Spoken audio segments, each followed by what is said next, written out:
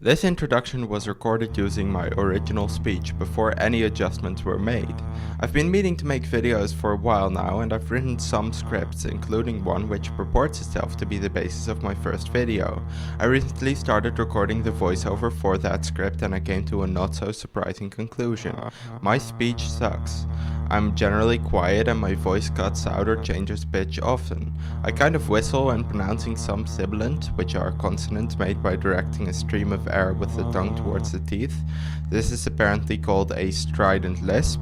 In addition to this, the speed of my speech is inconsistent and I pause to breathe during long sentences.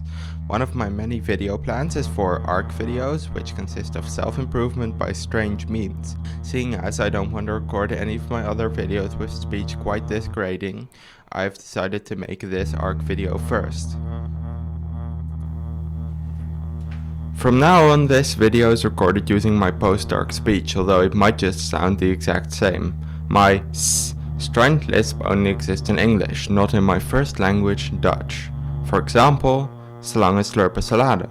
After saying some words containing an S in both languages, I found out how to prevent it by changing my tongue placement. But after diagnosing myself with this lisp, I started noticing it in various other people where I hadn't before, most heavily in Pam from the US version of The Office. Let's see. I had an aunt that I was really close to. She was this amazing female boxer. I must conclude that I'm overthinking the significance of my lisp, so I won't put effort into decreasing it. Hell, it may even make me sound less monotone. In retrospect, the overinflation was probably because I've primarily troubleshooted my voice in a hushed tone, which adds to the whistling. Which brings me to my next point. I'm naturally quiet and my voice cuts out. When I think of sustained sound, I think of drone music, so I decided to make some a cappella drone music, which, as far as I can tell, is a novel concept. You've heard the music in the background of this video so far.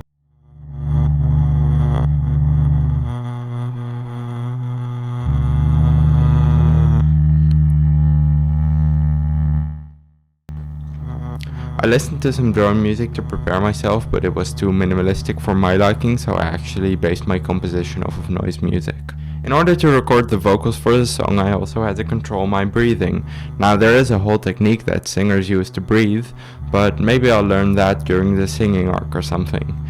For voiceover, especially the semi-casual style I intend to use, it's perfectly fine to breathe during natural pauses in the sentence. In fact, it could benefit me to slow down more in those moments. So, my strategy for the song was to hold the tone for a long but doable amount of time, then decide a few seconds in advance when I will take a breath. I'm not sure if I've made much progress, but failure is as worthwhile to speak aloud as success, so I don't really mind. Realistically, I just need to get over that icky feeling most people have when hearing their own voice. This ended up being a pretty minimal video, but I never intended to make it in the first place, so that's okay. My next video will be the realization of the aforementioned first script.